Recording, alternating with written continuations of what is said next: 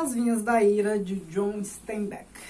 Olá pessoal, tudo bem? Eu sou a Carmen e hoje eu vou fazer uma resenha muito pedida por vocês e o que me fez reler esta obra para fazer esse vídeo. Ainda bem que eu reli, porque na segunda leitura eu prestei atenção em coisas que eu não tinha prestado na primeira, né? Obra clássica é sempre bom ler mais de uma vez, porque na primeira vez você conhece a história, né? O argumento, o enredo. E na segunda vez você analisa os detalhes sem a expectativa do enredo, porque você já conhece e aí você consegue apreciar com mais qualidade a história contada. Antes de mais nada, eu vou pedir para você se inscrever neste canal, caso ainda não seja inscrito, que me siga no Instagram, Querido Mundo, comente, né, principalmente aqueles que pediram muito para eu fazer resenha deste livro. Por último, peço para você ver as opções para membros. Quem é membro do canal tem acesso a conteúdo exclusivo. Toda semana eu posto conteúdo exclusivo sobre teoria literária, história da literatura. Agora vamos à obra. Vou fazer um resumo do contexto e do que acontece aqui. E depois vou fazer uma análise de vários aspectos. E como não existe análise sem spoiler, eu vou avisar quando começarei a análise para quem quiser pular spoiler, não gosta de spoiler, ficar à vontade. Embora, já adianto, para essa obra spoiler é bobagem.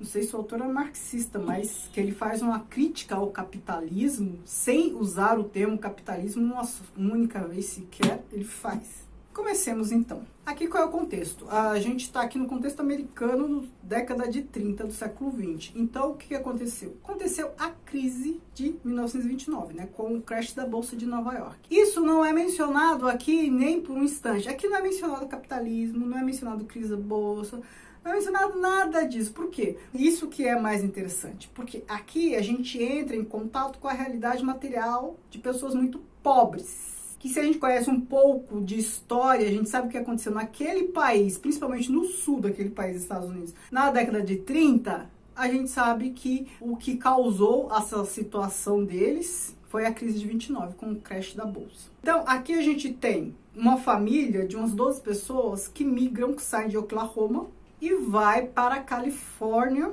em busca de trabalho, para sobreviver, porque onde eles estavam, eles foram despejados. Então, assim, era um espaço, uma terra arrendada que por conta da crise não tinha mais trabalho para eles não podiam ficar mais ali. Então, isso aconteceu com eles e com vários outros na mesma situação. Essa crise de 1929, ela atingiu primeiro o sul dos Estados Unidos, que é a área rural, é principalmente a área ali de algodão, agricultura, principalmente a cultura de algodão. Então, quem sentiu primeiro na pele a crise foram os trabalhadores ali que colhiam algodão nas fazendas. Então, assim, os fazendeiros sofreram impacto? Sim, mas quem se dá mal é sempre quem está mais abaixo ali, na linha mais baixa da pirâmide. E a Califórnia era Canaã, a terra prometida. Então, eles rumam para a Califórnia em busca de trabalho. E por que eles vão para lá? Ora, porque estão prometendo trabalho. E aí a gente já tem uma das primeiras críticas ao capitalismo que aparece aqui, né, de maneira... há panfletos chamando trabalhadores para colherem, enfim, pêssego, uva na Califórnia. Todos vão para lá. Então, a promessa de emprego e de vida boa. Então, eles começam a sonhar. Se a gente for pensar aqui no Brasil, seca do Nordeste, as pessoas migram para o Sul, porque é onde tem uma perspectiva ainda de arrumar emprego. Só que o problema é que todos pensam a mesma coisa, todos rumam para o mesmo lugar, e aí nunca tem emprego para todo mundo. E isso é feito aqui, a gente percebe, de maneira proposital. Chamam muita gente cada vez mais, e mesmo quando já é denotado que uma super demanda, não tem trabalho para muita gente, muitos aqui continuam a chamar as pessoas, porque se há uma demanda muito grande para o trabalho, eles vão poder pagar menos. Isso sim é uma crítica ao capitalismo. A gente tem sujeitos que tiram proveito da condição miserável de outros. E não é crise que acarreta isso, né? Isso já é uma questão de caráter. A pessoa já está ali à míngua, mal tendo para comer. E se o sujeito que está bem, porque está oferecendo emprego, né, está tendo ali condições de se manter, quer se dar mais bem ainda com a miséria do outro, para mim isso é questão de caráter, né? Ah, mas a economia gira pessoas mau caráteres. Então aqui a gente tem essa situação. A família dos Jones que migra para à Califórnia em busca de trabalho para ter o que comer, para ter, enfim, para estruturar a vida. O livro começa com Tom Joad, um rapaz que passou 4 anos na cadeia, né, cumpriu pena por ter matado um cara, briga de bar, alguma coisa assim, ele voltando para casa. Ele volta para casa e ele descobre que a família está ali a ponto de ser despejada, está nesse processo de ter que sair dali e procurar emprego. Então, ele integra a família e todos rumam para a Califórnia. Nesse processo de voltar para casa, ele pega a carona aqui, aí ele encontra um ex-reverendo, um reverendo que ele conhecia, né, desde a infância, o Casey. Este Casey, que é ex-reverendo, acaba indo com eles. E aí, nessa família, a gente tem umas 4 gerações aqui, porque tem Tom Joad, que é esse rapaz que tá regressando para casa, os pais dele e os avós dele, um casal de avós, né? Aí a gente já tem 3 gerações. Aí tem os irmãos dele, a mesma geração, e uma irmã dele, recém-casada, que está grávida. Então o bebê dela seria a 4ª geração. 4 gerações, mais esse reverendo, rumo para Califórnia, tá aí umas 12 pessoas. E eles migram-se já em condições, né, bem de muita contenção econômica, um caminhão velho, tá com pouco dinheiro para dividir entre gasolina, comida, e só na esperança de ir achando trabalho pelo meio do caminho. E aí eles vão sonhando no meio do caminho, o emprego assim, fulano vai voltar a estudar, a gente vai ter uma casa assado. Resumindo a história, é isso sem spoiler. Agora, para analisar aqui alguns aspectos, análise marxista, eu tenho que dar spoiler. Na situação em que o Tom está voltando para casa, e aí ele encontra o reverendo no meio do caminho, o reverendo que não é reverendo mais, porque ele já colocou a sua fé sob crítica. Os questionamentos do reverendo, a princípio, não tem muito a ver com as condições sociais. No decorrer da obra, os questionamentos do reverendo vão se voltar para as questões sociais. Quando o Tom Joad chega lá onde mora a família, ele vê assim, aquela terra devastada, né? Me lembrou até o poema do T.S. Eliot. Aquela terra meio devastada, as empresas, assim, bancos ali arrendando, tratores já passando por cima de algumas coisas, eles sendo despejados. Muita gente já foi embora. Muitos moradores que ele conhecia ali, vizinhos, já foram embora. Então, ele tem essa sensação de perder parte da história, né? As memórias dele, elas não vão ter uma continuidade. A vida dele mudou não só porque ele passou um tempo na cadeia. Para além de ele ser outra pessoa, ali já estava tudo diferente. E ele acaba encontrando um ex-vizinho que foi um resistente, que quis ficar ali, mesmo sem ter a menor condição. A família dele migrou, ele se negou a migrar porque ali era a terra dele. Então ele vivia como uma de caça, matando coelho, comendo. Então assim, não tem a menor condição dele continuar ali, mas ele resiste porque ali é a terra dele. E aí a gente já vê uma resistência, essa questão do desraizamento. E outros fatores aqui que nos conduzem a essa análise sobre desraizamento, desterro, é o que acontece com o avô do Tom, né? Então, a primeira geração ali, a geração mais velha. Ele também não quer ir.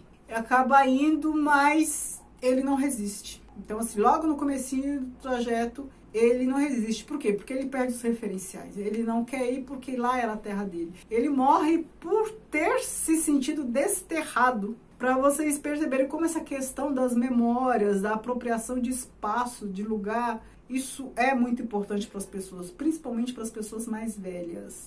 Me fez lembrar a obra da Conceição Evaristo, Becos da Memória, que é essa questão. As pessoas são desalojadas e muitos preferem morrer, tipo assim, eu não quero, a essa altura da vida, começar tudo de novo, no outro lugar, meu lugar é aqui. É mais ou menos isso. Aí depois, porque o avô morreu, a avó também meio caminho morre, enfim. Aí a coisa vai ficando complicada. Então, dos 12, resumindo a história, acho que a metade fica pelo meio do caminho, cada um por uma razão. E aí o que era caro, pelo menos para a mãe, que é a união familiar, vai se desmantelando. Como a condição socioeconômica é estruturante na vida da pessoa a ponto de, quando vem uma crise, todas as relações simbólicas de pertencimento caem por terra, os laços familiares também caem por terra, e olha que eu ainda nem cheguei na questão material concreta, que é a fome, que é a necessidade material mesmo. a gente vê em vários momentos, não só com este vizinho que ficou, mas com vários outros episódios no meio da obra, que essa consciência desses trabalhadores com baixo grau de instrução, que vivem ali da terra tal, mas essa consciência de que seus iguais deveriam estar unidos a eles, porque são iguais, vêm da mesma condição, e não contra eles, e não se aliarem àqueles outros que exploram. A gente vê isso em várias passagens desta obra. Aparece desde o começo, quando este vizinho está aqui, reclama de um outro lá que está dirigindo o trator, e esse outro que está dirigindo o trator para destruir casa, não sei o que, é um deles, dos seus irmãos de classe social. É aquilo que eu sempre falo, principalmente quando eu comento vidas secas. Você não precisa ter um grau de instrução elevado, você não precisa dar nome certo às coisas. É importante você entender o que é contra ou a favor da sua existência, quem está contra ou não você. Eles conseguem verbalizar e eles se sentem traídos, e são mesmo. Essa obra é interessante que tem alguns capítulos que é só o narrador descrevendo a situação geral. O capítulo 6 é um capítulo que nos pontua aqui uma realidade paralela a essa realidade dos Jodes e de todos os outros pobres. De um lado, a gente tem aí todos esses trabalhadores rurais nessa míngua, passando necessidade e tudo. Ao mesmo tempo, a gente tem pessoas que estão lucrando com essa situação toda e nem são os donos do meio de produção. São pessoas que faturam com a miséria dos outros. Então, aqui, ele está descrevendo loja de automóveis, que vende carros usados, conserta e vende pneu, essas coisas. Então, tem muita gente migrando em condições lastimáveis, com um automóvel velho, e aí fura pneu, não sei o que, ou precisando comprar carro para migrar. E aí, a gente tem aqui a rotina e os vendedores de carro, como eles se aproveitam, como eles estão numa situação em que podem lucrar mais com a miséria desses outros. Aqui, a gente não está falando de pessoas rurais contra as outras, que tem a ver com o discurso inicial aqui do vizinho, mas pessoas que aqui estão em outro ramo, não são ricos nem nada, mas aqui estão em outro ramo, não são trabalhadores rurais, mas ainda assim se aproveitam de quem está em condição ali periclitante. Isso é bem típico do capitalismo mesmo, né? São de um se aproveitar da miséria do outro, pagando o mínimo possível, porque sabe que o outro precisa daquele dinheiro, não paga o que vale, paga o mínimo possível e depois vende pelo máximo que pode, com aquela conversa fiada de vendedor e tal. E aqui a gente tem uma situação que critica essa ideia de liberdade. A gente está numa situação que eles estão migrando, encontram pessoas no meio do caminho, que estão criticando eles para irem, que estão indo lá pro oeste. A gente tem uma situação assim, meio que de xenofobia. O pessoal que está lá no oeste, na Califórnia, já não está querendo receber esse povo mais. É essa situação de ódio ao imigrante que a gente tem também aqui no sul, sudeste de São Paulo, em relação ao pessoal do nordeste. Aqui acontece a mesma coisa. Eles são maltratados o tempo todo, aí tem um que fala assim, se vocês não vêm aqui para comprar terras, nós não queremos vocês aqui. Nessa frase, o que a gente já percebe? O pessoal ele já está interessado que é rico. E aí o outro fala assim, mas estamos num país livre, né? Sempre tem essa fala, olha, a gente vai para onde a gente quiser, a gente está num país livre. Aí o outro fala assim, bem, vá atrás disso. Alguém já disse, abre aspas, a liberdade depende da quantia que uma pessoa pode pagar por ela. E é isso, que país livre é esse se a pessoa não tem escolha? Se ela não pode escolher ficar ali, na terra onde ela nasceu e cresceu. Se você não tem escolha de onde trabalhar, isso não é liberdade. Se você não tem escolha para negociar seu salário, isso não é liberdade. Então ele está criticando isso. E aqui a gente tem um trechinho que aparece, então assim, se a pessoa tiver alguma dúvida de que o autor é marxista e tal, eu nunca li nada a respeito dele, eu não tenho essa referência. No capítulo 13 tem um parágrafo que diz o seguinte: se tu, que tens tudo o que os outros precisam ter, puderes compreender isto, saberás também defender-te. Se tu souberes separar causas de efeitos, se tu souberes que Paine, Marx, Jefferson, Lenin foram efeitos e não causas, sobreviverás. Mas tu não poderás saber disto, pois que a qualidade de dono, entre aspas, mergulha-te entre o, entre aspas, eu, e sempre te isola do Nossa, o que ele tá falando? Olha, se você não tem condições de fazer uma associação, de associar a sua realidade material à ação política, você vai ficar isolado, você não vai partir para a coletividade, se integrar aos seus e a partir daí para tentar sanar, começar a sanar essa questão. Porque o capitalismo, ele sempre vai contar com o isolamento das pessoas. Então, ele privatiza a culpa, com a supervalorização da subjetividade, da meritocracia. Ele acaba privatizando a responsabilidade da condição miserável das pessoas. Ao invés de as pessoas perceberem que a condição miserável delas é resultado de um sistema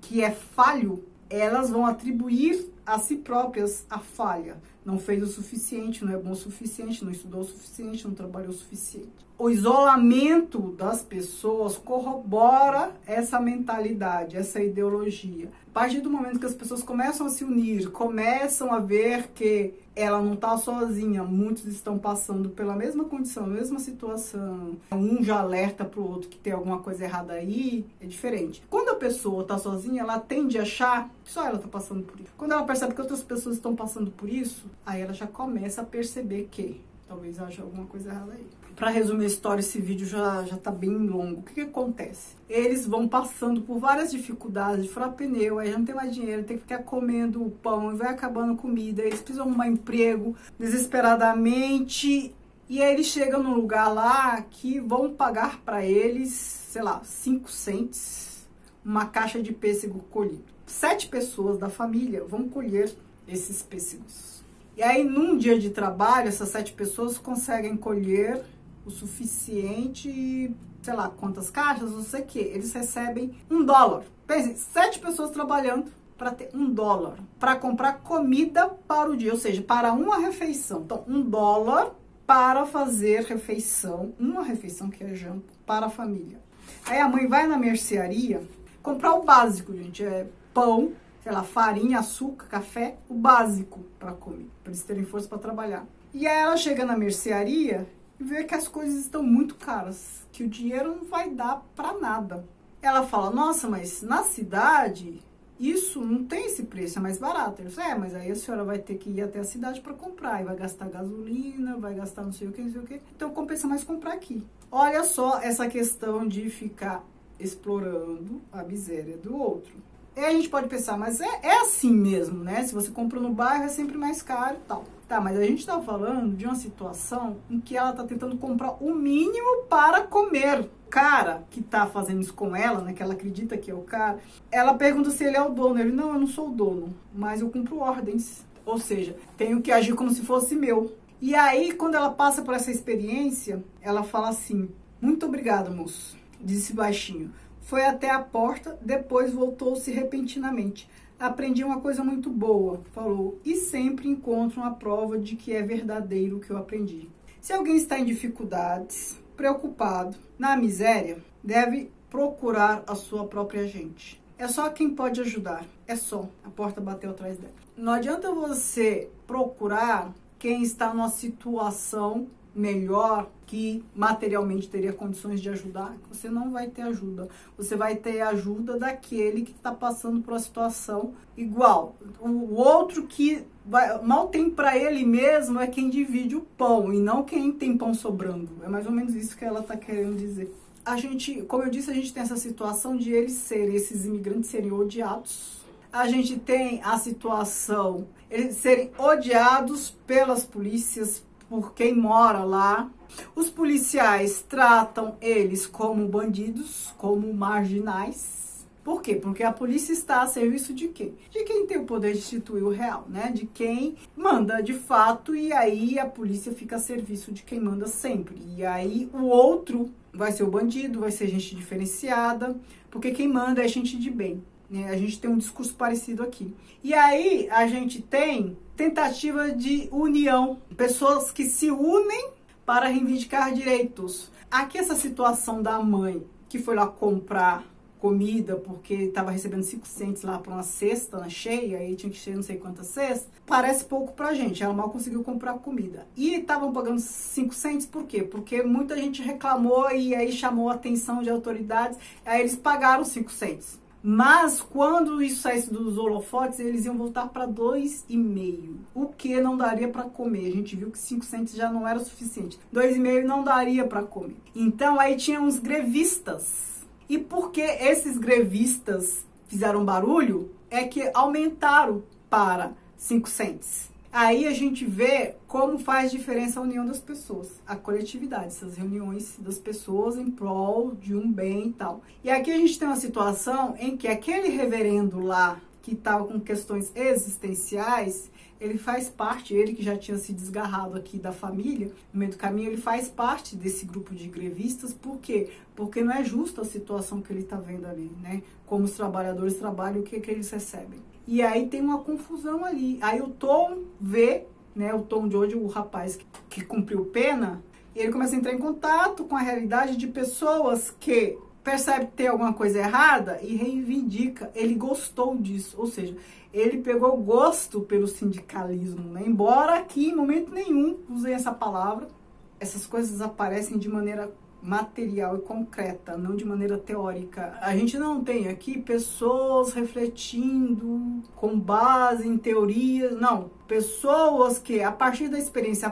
prática, a partir da dor na carne, começam a agir de maneira que outros dariam esses nomes todos. Olha, isso aí, eles estão se sindicalizando, né? É movimento associativo. Olha, aquilo ali estão vivendo em comunidade. Ah, aquilo ali seria preconceito. Não, aquilo ali é capitalismo. Aquilo ali é exploração. Você percebe? No momento nenhum esses nomes são utilizados, mas a realidade concreta é representada.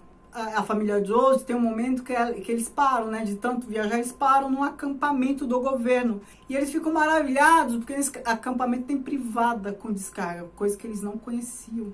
Então, ele tem condições mínimas para as pessoas existirem, acamparem, tentarem trabalho. E ali, nesse acampamento, também a gente vê grupos, comitês que se responsabilizam por algumas situações. Então, tem o comitê das senhoras que vão resolver isso. Outro comitê que vai fazer a segurança. Por quê?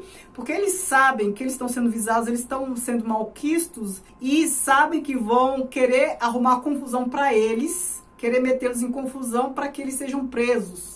Porque a polícia está contra eles. Então, aí, eles já começam a se organizar coletivamente. Então, aqui, a gente tem uma demonstração do quê? De uma comuna. Sem dar este nome. Percebam que aqui é uma obra que não usa nenhum desses termos que eu falei para vocês. Mas os conceitos são abordados de forma concreta, por uma realidade, ainda que seja ficção, mas é uma realidade concreta. Agora, esse vídeo está longuíssimo, eu vou fazer o que eu prometi fazer, que é o quê? Ler o finzinho aqui. Qual é a situação desse final? Família toda desmantelada, teve uma situação de enchente, tiveram que abandonar lá o caminhão, enfim, tiveram que migrar. A moça, né, a filha que estava grávida, dá à luz ao natimorto e ela acaba tendo que abandonar lá o caminhão, porque já estava tudo alagado. Ela e a família, os que ficaram, eles vão, acham lá uma casa, um barracão lá, abandonaram, eles entram e encontram uma criança e um homem mais velho, que é o pai. E o pai, muito doente, ele estava passando mal de fome. Estavam 6 dias sem comer. A comida que ele conseguiu nesses últimos dias, ele deu pro filho. E o filho, criança, não entendia, né? Não percebeu que o pai estava deixando de comer para dar comida para ele. O pai falou que já tinha comido, o pai isso, naquilo. Depois percebeu que o pai dele estava morrendo de fome. Tentaram, ele pediu ajuda, tentaram dar comida pro pai, pão e tal, mas aí o estômago não aceitou, ele passou mal, de modo que ele só ia conseguir sobreviver se se ingerisse leite ou alguma coisa parecida. Os Jones estão lá, a filha recém-parida, o filho natimorto, ela está ali ainda se restabelecendo. A filha é a Rosa de Sharon. Vou ler. Por um minuto, Rosa de Sharon permaneceu imóvel no centro do galpão, em cujo teto cochichava a chuva. Depois ergueu-se pesadamente, enrolando-se mais no cobertor. Lentamente dirigiu-se ao canto escuro e quedou-se a olhar o rosto sofredor do desconhecido, lendo-lhe nos olhos arregalados e cheios de amor, e cheios de temor. Então, com vagar, dobrou os joelhos e deitou-se ao lado dele. Então, com vagar, dobrou os joelhos e deitou-se ao lado dele. O homem esboçou um movimento negativo com a cabeça, um movimento fraco e muito lento. Rosa de Sharon desfez-se do cobertor, deixando os seios desnudos. Tem que ser, falou, aproximando-se mais dele e puxando-lhe a cabeça. Assim, disse. Apoiou-lhe a cabeça com a mão direita e seus dedos lhe sulcaram suavemente os cabelos. Ergueu os olhos e seu olhar percorreu o galpão escuro e seus lábios cerraram-se e ela sorriu misteriosamente. A Rosa de Sharon amamentou um homem que estava morrendo de fome. E aqui a gente tem o aprendizado que a mãe dela disse. Só o seu, só quem está numa situação igual a você que ajuda. Foi o que ela falou. Se alguém está em dificuldades, preocupado, na miséria, deve procurar a sua própria gente. É só quem pode ajudar. É só. Então, um ali mais miserável que o outro. A Rosa de Sharon, convalescente, ela amamenta um senhor para ele não morrer de fome. E o final eu achei lindo. E ela sorriu misteriosamente. Ele não querendo, né, todo constrangido. E ela falou, o que o autor está querendo dizer? Ora, os miseráveis têm que se unir para ter força, para se ajudarem e resistirem, e ter força. Então, é só por meio da união, é só por meio do coletivo que a gente consegue vencer essa situação socioeconômica. Paro por aqui, me digam o que vocês... Se vocês já leram, se vocês gostaram, enfim, o que vocês acharam, se vocês fizeram interpretação diferente, eu vou adorar saber.